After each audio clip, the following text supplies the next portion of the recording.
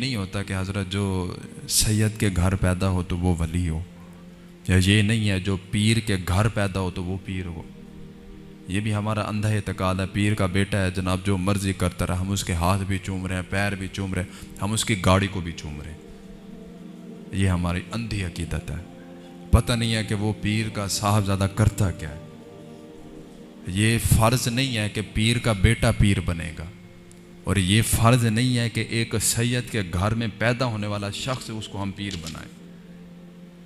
ठीक है, अदब एहतराम लाजिम है, सादात का अदब लाजमी है, वो उनके मामलात, वो उनका फ़ेल, लेकिन हमारे ऊपर उनका अदब लाजमी है। लेकिन मेरा ये मौजू नहीं है।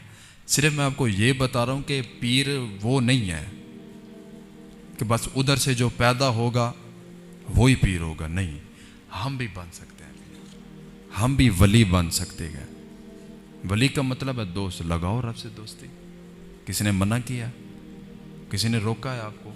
उसके तो दरवाजे खुले हैं। उसने तो इतना कमाल के पैकेजेस दे रखे हैं। कहता है कि भाई एक नमाज पढ़ो जमात के साथ 27 नमाज़ों का सवाब है। मक्के नमाज पढ़ो इतनी नमाजें सवाब, मदीने में पढ़ो इतनी नमाज़ों का सवाब, ये काम करो इसका इतना सवाब, 1 रुपया मेरे रास्ते में खर्च करो 10 का सवाब है, 70 आखिरत में है। वो तो इतना हमारे ऊपर मेहरबानियाँ किए बैठा है। ये तो हम बेवकूफ़ हैं, हम आते ही नहीं हैं।